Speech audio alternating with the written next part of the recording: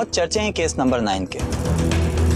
अच्छा है, मगर ये क्या जुल्म है कि केस नंबर 10 की कोई बात ही नहीं करता। लेकिन हम है ना, मर्द का दर्द भी सुनाएंगे। सोचे मैं अपने बच्चों को ऊंचे घर के काबिल नहीं। पेट सुहागरात और मैरिटल रेप में औरत के साथ ज्यादती की दास्तानें बताई तो मर्दों के रेप की कहानी क्यों नहीं? अब आप कहेंगे कि मर्द का रेप नहीं होता। आप तो ये भी कहते हैं कि मर्द को दर्द नहीं होता। भाई, मर्द का रेप भी होता है और दर्द भी, और ये रेप औरत करती है। नहीं, मेरा मतलब वो नहीं जो आप समझ रहे हैं। ये रेप जरूर है, मगर सोसाइटी भी करती है, सिस्टम करता है, खानदान करता है। ऐसा रेप जिसकी FIR नहीं कट सकती, जिसकी कोई सजा भी नहीं, ये तो हक समझकर किया जाता है। ऐसा रेप जिसका शिकार हर मर्द ही होता है। इसके लिए जगह का भी मसला नहीं। घर, ऑफिस, फ्रेंड सर्कल, यूनिवर्सिटी, कहीं भी मर्द का रेप किया जा सकता है। कैसे? ये समझने के लिए हमें अरशद, अहमद और अली की कहानी जानना होगी। इन तीनों का कैरेक्टर तो मुझे इंट्रोड्यूस कराना होगा, मगर वीडियो में उसकी कहानी भी सुनाऊंगा जो किसी तारुफ का मोहताज नहीं। जी हाँ, मैं बात कर रहा हूं डॉक्टर आमिर लियाकत हुसैन की। इंतहाई मोहब्बत, खुलूस, अदब और एहतराम के साथ आमिर लियाकत हुसैन का अस्सलाम वालेकुम।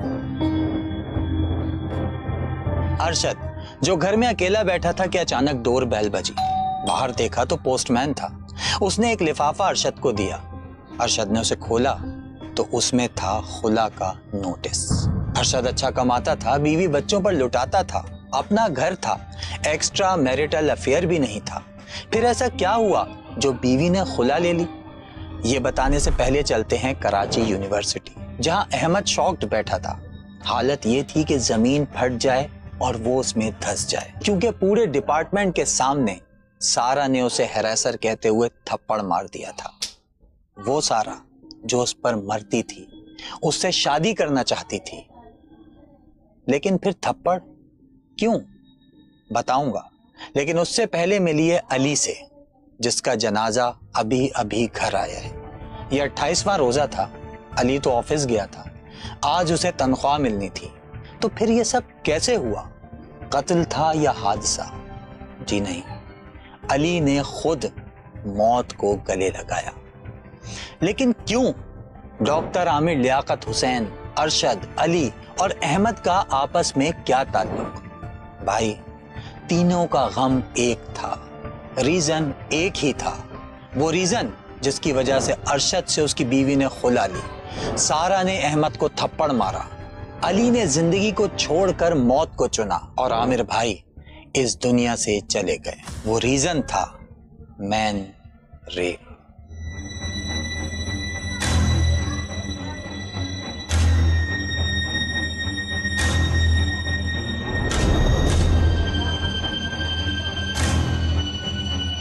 हमारे कंट्री में मर्दों का जो बेड़ा गर्क है वो यूरोप अमेरिका से ज्यादा होने वाला है थोड़े दिनों में। लड़का हो के ऐसे करता है, लड़का हो के ऐसे लड़कियों वाली हरकतें करता है। मैं आपको ऐसी बहुत सी एग्जांपल्स दे सकता हूँ जहाँ पे एक बीवी ने जो है वो बाहर किसी थर्ड पर्सन से एक्स्ट्रा मैरिटल अफेयर रखा हुआ है अपनी ख्वाहिशात पूरी करवाने के लिए। उसने कहा था शौहर बहुत मिल जाएंगे, घर नहीं मिलेगा। किरदार तो भूल जाए, कौन किरदार देखने आया, अब तो पैसा चाहिए। मैं उसके लिए पागल हो गया था। बस ये दिमाग में रहता था कि मैं इसको प्रायोरिटी पे रखूं और जो इसकी रिक्वायरमेंट है, जो इसकी नीड है, वो एनी हाउ फुलफिल करूं। ऑफिस में शाजेब खानजादा के लिखे गए केस नंबर 9 की बात हो रही थी, तो मैंने कहा मैं केस नंबर 10 पर बात करना चाहता हूं। मगर मैन रेप का मुकदमा पेश करने पर सब मेरे अगेंस्ट हो गए। मुझे मेरे दफ्तर के अंदर ही कहा गया कि मर्द का तो रेप हो ही नहीं सकता। मर्द कोई बच्चा थोड़ी है जो औरत उसका फाइनेंशियली या मेंटली रेप कर दे। मेरे भाई, आज की वीडियो में समझाऊंगा अपने ऑफिस के स्टाफ को भी और आपको भी कि औरत मर्द का रेप कैसे करती है। मेरे टीचर कहते थे कि सहाफी का कोई मजहब नहीं होता, और मैं कहता हूं कि मसले का कोई जेंडर नहीं होता। मसला तो मसला होता है, उसको औरत या मर्द की नजर से ना देखें, बल्कि उसे हल करने की कोशिश करें। लेकिन हल तो तब होगा ना जब हाईलाइट हो।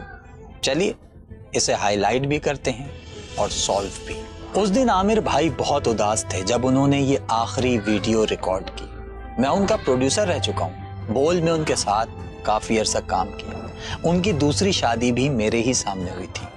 उन्हें बहुत करीब से देखा है मैंने। फील कर सकता हूँ कि वो आखिरी वीडियो कितने दर्द में बनाई थी उन्होंने, जिसमें तीसरी बीवी पर किए गए खर्चे गिनवा रहे थे।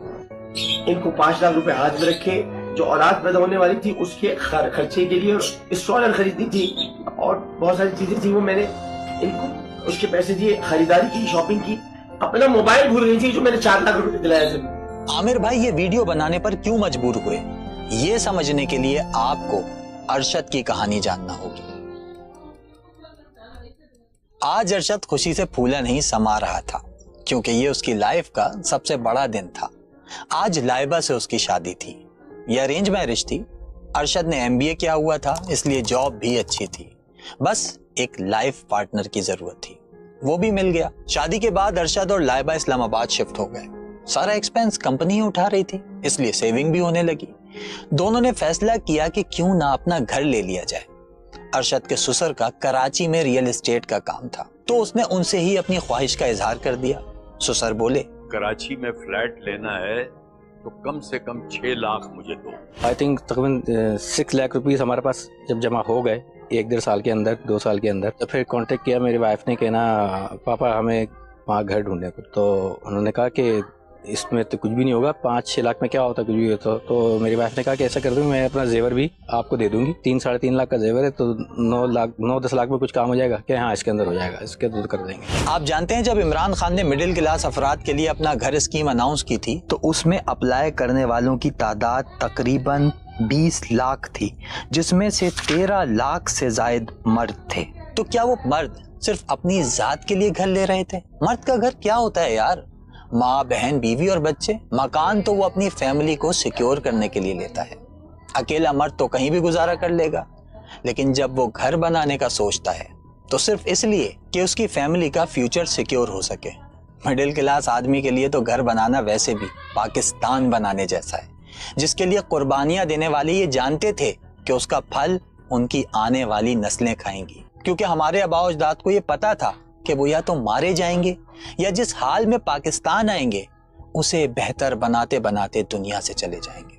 अरशद भी यही चाहता था कि उसकी औलाद का फ्यूचर अच्छा हो, चाहे उसकी पूरी जिंदगी ही ख्वाबों का घर बनाने में गुजर जाए। मर्द को चूंकि एक पोजीशन मिली है कमांड की, लीडरशिप की, तो मर्द के ऊपर ये डाला जा गया कि भाई आपने कमाना है, बस दैट्स इट। और जज्बात का कोई ताल्लुक नहीं, उसकी कुर्बानी को कोई नहीं सराहता। पैसा कमाने की मशीन है, अगर कम हुआ तो घर के अंदर शिकायत होगी, ज्यादा होगा तो ठीक है, खुश है सबके सब। लड़कियां जो शादी होके जाती है ना, वो अपने बाप को देख रही होती हैं। बाप तो 50-60 साल 70 साल का हो गया ना, वो ये नहीं देखती कि जब मेरी माँ की जब शादी हुई थी, फिर मेरी वालदा के जो हस्बैंड हैं यानी मेरे जो वालिद हैं, वो जब यंग थे तो क्या वो इतना कमा रहे थे? वही कामयाब शख्स है जिसका जनाब एक बंगला हो, एक गाड़ी हो। बीवी बच्चों के अच्छे मुस्तकबिल का ख्वाब देखने वाले अरशद की जिंदगी में एक बहुत बड़ा ट्विस्ट आने वाला था। वो क्या था, ये बताने से पहले जानते हैं अहमद की कहानी, जो आज बहुत खुश था क्योंकि सारा से उसकी दोस्ती हो गई थी। अहमद के अब्बा सरकारी अफसर थे, सूरत से ज्यादा वो सीरत का अच्छा था। मिडिल क्लास फैमिली थी। अहमद ने कभी को एजुकेशन में नहीं पढ़ा था। यूनिवर्सिटी उसके लिए एक नई दुनिया थी, और वहीं उसे सारा मिली, दिखने में बहुत मासूम। अहमद तो उसी वक्त सारा को दिल दे बैठा, मगर कुछ बोला नहीं। दोनों का एक ही डिपार्टमेंट था, एक ही क्लास में पढ़ते थे। अहमद सारा से बात करना चाहता था, मगर मौका नहीं मिल रहा था कि टीचर ने किसी असाइनमेंट के लिए ग्रुप बनाया जिसमें वो दोनों साथ थे। बस फिर क्या था, दोस्ती हुई और बात बढ़ती चली गई। अहमद सारा को हर तरह से खुश करने की कोशिश करता, उसकी पसंद नापसंद का ख्याल करता, खर्चा करता, नखरे उठाता, और सारा वो समझ गई थी कि अहमद उसे पसंद करने लगा है। इसीलिए उसने अहमद से मजीद फरमाइशें करना शुरू कर दी। मैंने उसको प्रपोज भी नहीं किया फर्स्ट, क्योंकि नॉर्मल हमारी कैजुअल बात चलती रही। थोड़ा आउटिंग भी होने लगी हमारी, जहाँ पे मैं उसके लिए कुछ लेकर आया करता था, चीज़ें जैसे कि स्नैक्स वगैरह, बहुत सारी चीज़ें होती हैं, गिफ्ट्स वगैरह। बट मैं इंट्रैक्शन अपनी ज़ाहिर नहीं कर पाया। बॉन्ड हमारा बहुत ज़्यादा स्ट्रॉन्ग हो रहा था, और उसके साथ साथ उसकी डिमांड्स ही बहुत बढ़ी। हर लड़की देखती है कि फलां लड़की के पास ये है, ये ब्रांड्स हैं, इस तरह के कपड़े पहने हुए, इस तरह के शूज़ पहने हुए, उसके हाथ में ये मोबाइल है। तो वो फिर शॉर्टकट्स ढूंढती है, वो ढूंढती है कि कोई मुझे शुगर डैडी मिल जाए। हमारी जो एक्सपेक्टेशन है ना वो अनरियलिस्टिक हद तक चली गई हैं ऊपर। सोसाइटी ने मर्द का निकनेम पैसा रख दिया है। किरदार, गुफ्तार, इखलाक, ये सब कुछ मीनिंगलेस हो चुका है। लड़का बस पैसे वाला हो, फिर चाहे वो पैसे करप्शन के हों या उसके बाप के, इससे कोई फर्क नहीं पड़ता। और फिर पैसा ही वो वजह है कि आप ऐसी जोड़ियां देखकर हैरान होते हैं।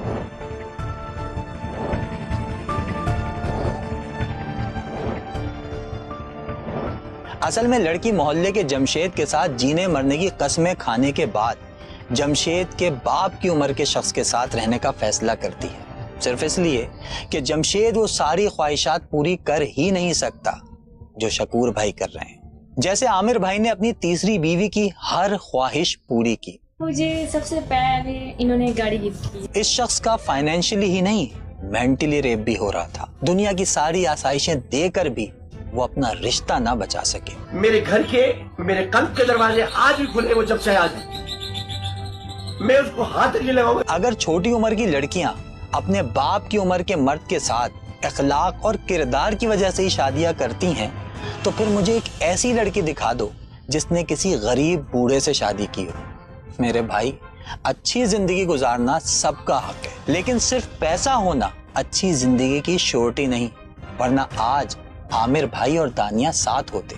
औरत इसलिए अपने से बड़ी उम्र के मर्द को पसंद करती है या चाहती है कि मेरी शादी हो, क्योंकि वो वेल एस्टेब्लिश होता है। ज़ाहिर है वो एस्टेब्लिश मर्द अगर एस्टेब्लिश है तो वो बहुत सारी चीज़ें कर रहा है, बिजनेस चला रहा है बड़ा, तो उसका माइंड बहुत सारी चीज़ों में डाइवर्ट होता है, वो टाइम नहीं दे पाता, तो फिर खातून जो है वो कोई और पसंद आ जाता है उसको, जो उसको वक्त देता है। मैं आपको ऐसी बहुत सी एग्जांपल्स दे सकता हूँ जहाँ पे अगर कोई मर्द अपनी बीवी की ख्वाहिशात पूरी नहीं कर पा रहा, तो एक बीवी ने जो है वो बाहर किसी थर्ड पर्सन से एक्स्ट्रा मैरिटल अफेयर रखा हुआ है अपनी ख्वाहिशात पूरी करवाने के लिए। ठीक है, मेरी ज़रूरियात तो मेरा हस्बैंड पूरी कर रहा है, लेकिन मेरी जो ख्वाहिशात है वो एक्स्ट्रा मैरिटल अफेयर्स के जरिए पूरी हो रही है, और वो थर्ड मर्द जो है वो उसकी रिस्पॉन्सिबिलिटीज बल्कि विशेष को पूरा कर रहा है। नेशनल लाइब्रेरी ऑफ मेडिसिन की एक रिसर्च कहती है कि वो खवातीन जिनके शौहर उनसे एज में काफी बड़े होते हैं अपने शौहरों से सेटिस्फाई नहीं होती, क्योंकि दोनों की तरजीहात, एनर्जी लेवल्स, सोशल लाइफ और जिंदगी के मकसद बहुत मुख्तलिफ होते हैं। उनमें सेक्सुअल इनकम्पैटिबिलिटी, पेरेंटिंग कॉन्फ्लिक्ट जैसे मसाइल पैदा हो जाते हैं और डाइवोर्स रिस्क बढ़ जाता है। रिस्क पर तो खैर अली भी था। अली भूल तो नहीं गए, इंट्रो में मैंने बताया था ना कि जो ऑफिस गया था सैलरी लेने, लेकिन जनाजा घर आया।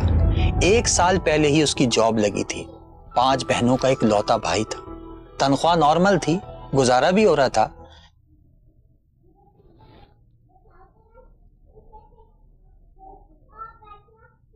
नॉर्मल तनख्वाह की भी एक कीमत थी, वर्कलोड, बॉस की धमकियां, नॉर्मल सैलरी में एबनॉर्मल काम। आजकल जो जॉब करवाता है या जो कंपनीज है, बिजनेसमैन है, वो फ्री में पैसे नहीं देते। वो अगर आपको 30,000 40,000 दे रहे हैं तो आप तो 60-70 हज़ार का काम भी ले रहे हैं। ये मर्द ही कर रहा है इस सोसाइटी में, बहुत ही खतरनाक तरीके से कमा रहा है। वो अपनी सेहत का ख्याल नहीं रख पा रहा है, वो अपनी ज़हनी सेहत का ख्याल नहीं रख पा रहा है। छुट्टी तो मैं करता ही नहीं हूँ, चाहे कुछ भी हो जाए, चाहे आंधी है तूफान है, किराए का घर, फिर छोटे बच्चों की फीस वगैरह देनी होती है।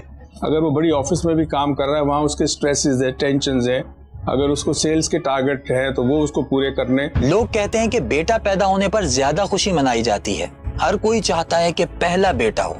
भाई, क्या कभी सोचा है कि लोग ऐसा चाहते क्यों हैं?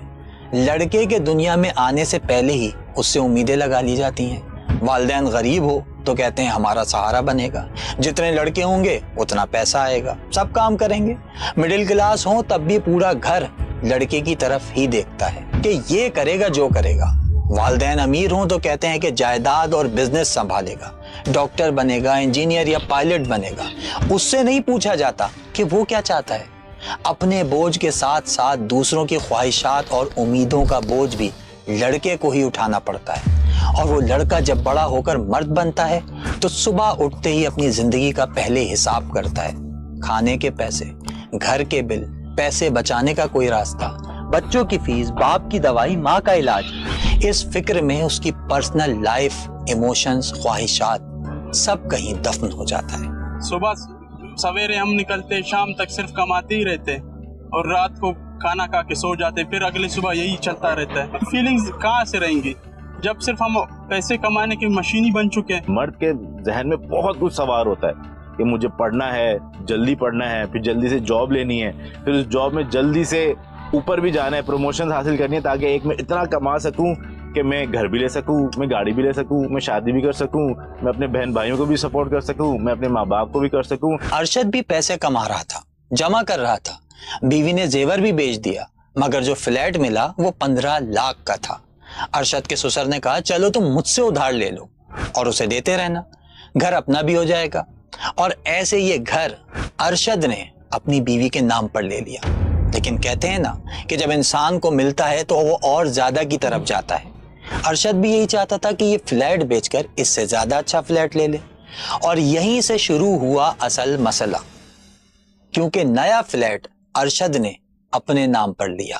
1-1.5 साल तो ठीक चला, फिर उसके बाद मेरी वाइफ को ना क्या हुआ कि उन्होंने कहा ना ये घर ना मेरे नाम करो। मैंने बोला नाम मतलब क्या, चलना ना भी चलने दो, क्योंकि हमें यहाँ पे थोड़ी रुकना है, अभी और आगे करेंगे इंशाल्लाह, घर में जाएंगे अपने घर के, क्योंकि जमीन भी अपनी और छत भी अपनी, नाम करने में भी 1-1.5 लाख रुपए लगेगा। तो मैंने बोला ये कर्जा पूरा उतरने दो। लेकिन बीवी ने एक न सुनी, बल्कि इस पर झगड़े शुरू हो गए। एक दिन अरशद के ससुराल में तकरीब थी, वो जॉब से वापसी पर बच्चों और बीवी को लेने ससुराल गया तो घर की फाइल उसके ससुर के हाथ में थी। मैंने बोला ये फाइल क्या कर रही है यहाँ पे? तो उन्होंने कहा कि भाई हमने वो कर दिया, स्टेट वाले से बात कर लिए, वो तुम डीसी ऑफिस चले आना, वहाँ पे साइन कर देना तो ये ना नाम करा देंगे। मैंने कहा नाम तो मैं नहीं करा रहा किसी के भी, मुझे तो ये अभी यहाँ पे थोड़ी रुकना, मुझे तो और आगे जाना है, मैं सिर्फ फ्लैट पे थोड़ी इत्तेफाक करूंगा, मैं तो इंशाल्लाह बेंगलोर में लेके जाऊंगा अपनी फैमिली को। लेकिन ये फाइल ले वो चलो घर चलो, क्या नहीं फाइल तो नहीं आएगी। अक्सर तलाक देखी गई है कि जहाँ खानदान बीच में आता है, अगर औरत अपनी माँ से रोज बात करती है, अपनी बहन से रोज बात करती है, ये परेशानी है, और वहां से उसको फीडबैक मिलता है, तो ये फिर रिश्ते के अंदर मसले शुरू हो जाते हैं। हमारे एक दोस्त हैं, उनकी रिलेशनशिप चल रहा था लव मैरिज का शदीद, वो ब्रेकअप इस पॉइंट पे आके हुआ कि लड़की ने कहा तुम मेरे घर पे मेरे नाम पे एक घर लगवाओ 1.25 करोड़ से 1.5 करोड़ की मालियत का।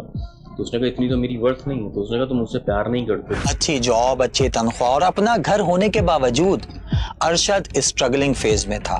तो उधर अहमद के लिए तो दुनिया जन्नत बन गई थी, क्योंकि सारा ने उसे खुद प्रपोज कर दिया था। आई वाज शॉक्ड कि ये हुआ क्या है मेरे साथ। मतलब मैं जिसको पसंद करता हूँ मैं पहल नहीं कर पाया, वो उसने कर दी। मैं तुमसे शादी करना चाहती हूँ। उसकी फैमिली से मेरा इंटरेक्शन हो गया था।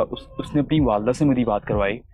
मतलब उसने मुझे यहाँ तक ये बात कह दी कि मैं जो हूँ तुम्हारी जिम्मेदारी हूँ। पहले दामाद ढूंढते थे कि लड़का नेक हो, अच्छा हो, किरदार अच्छा हो, पढ़ा लिखा हो।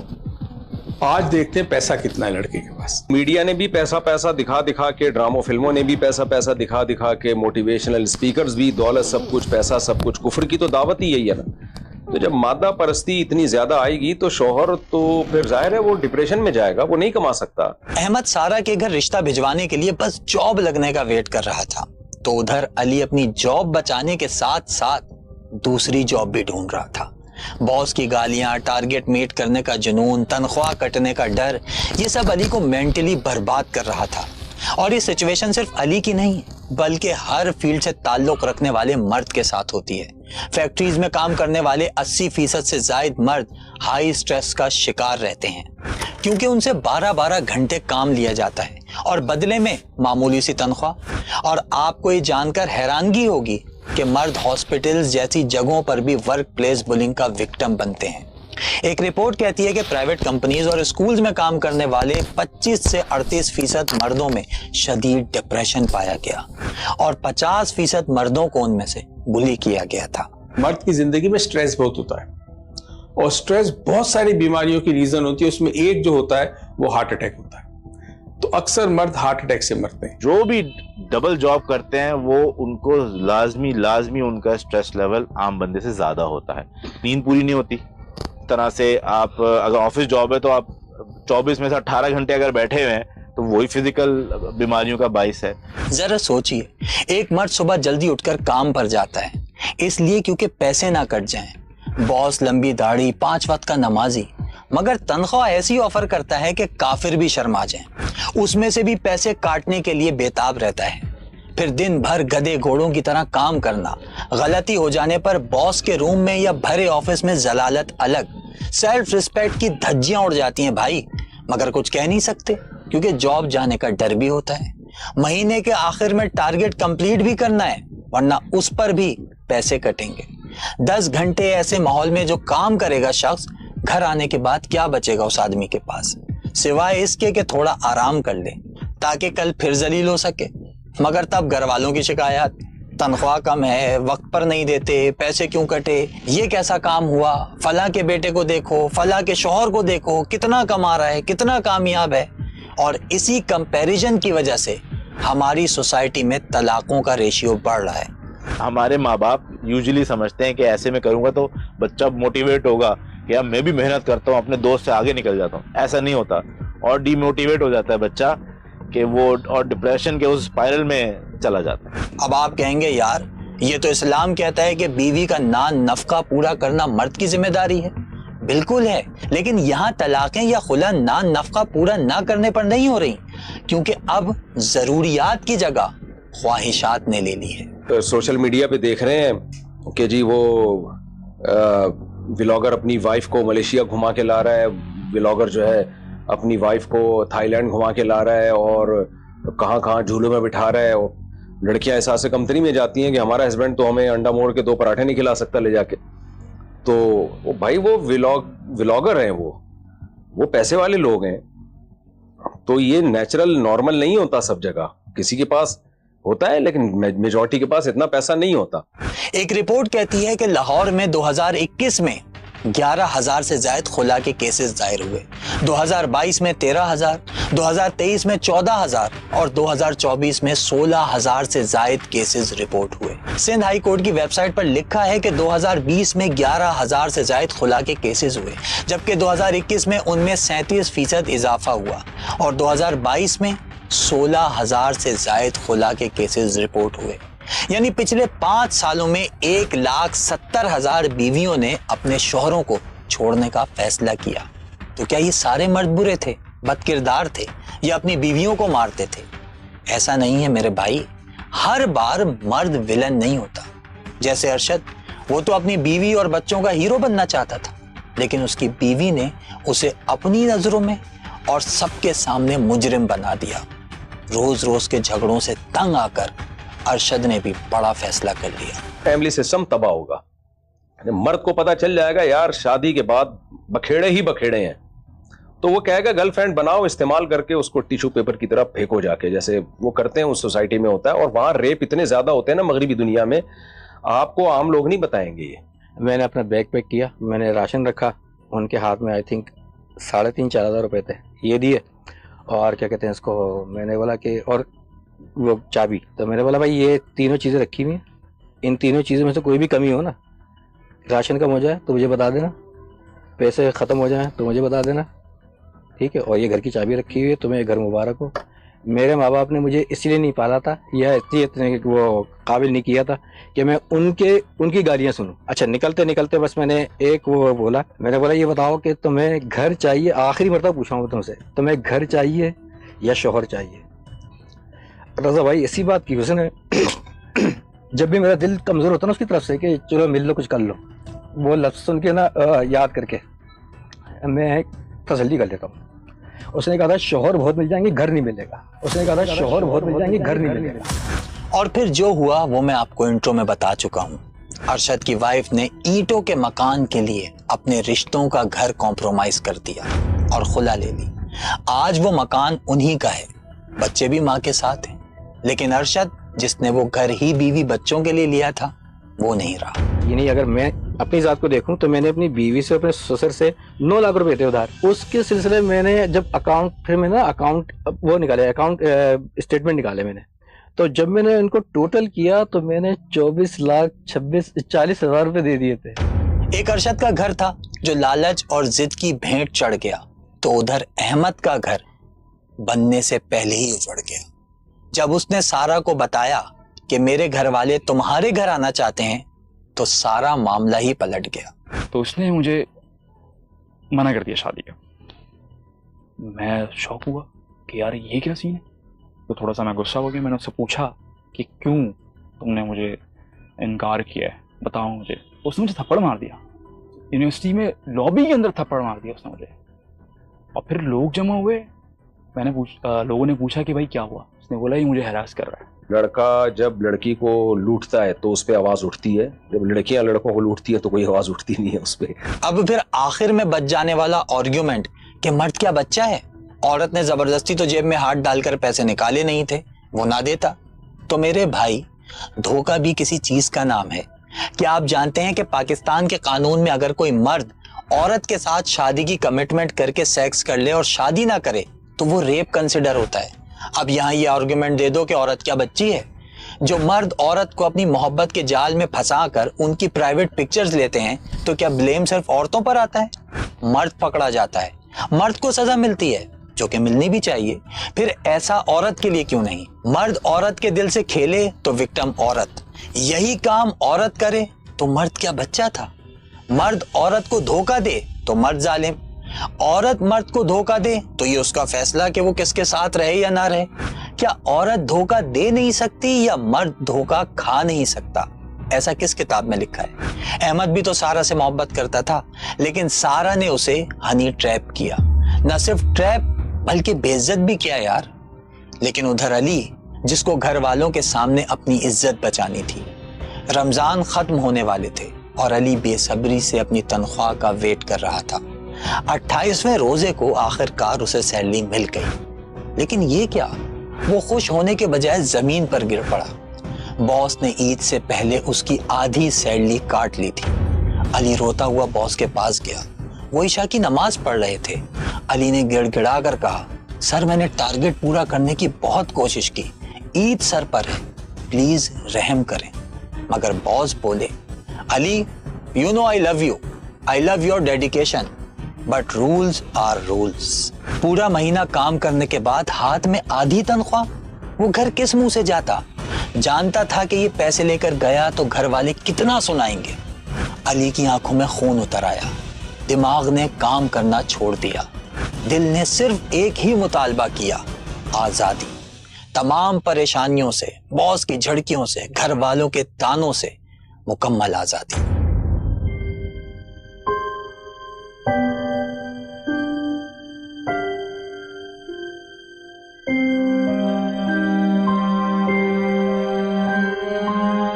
हमने एक छोटी सी रिसर्च भी की थी इसके ऊपर कि भाइयों में कंपेयर करें कि ज्यादा मेंटल डिसऑर्डर्स किसको होते हैं। तो उसमें आ रहा था कि जो पहला बच्चा था ना, सबसे ज्यादा मेंटल डिसऑर्डर उसमें आ रहे थे।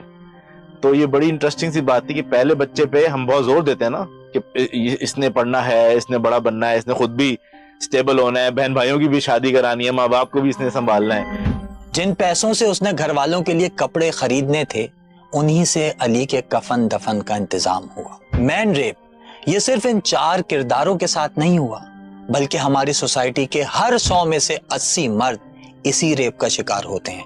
वो पुलिस वाला हो या वकील, डॉक्टर हो या इंजीनियर, पायलट हो या गार्ड, डिलीवरी बॉय हो या बिजनेसमैन, आम आदमी हो या फिर डॉक्टर आमिर लियाकत हुसैन, अमीर हो, गरीब हो या मिडिल क्लास, कभी पहली मोहब्बत के हाथों, कभी मंगेतर, कभी बीवी, कभी बच्चों, कभी रिश्तेदार और कभी जमाने के हाथों, मर्द का रेप भी होता है।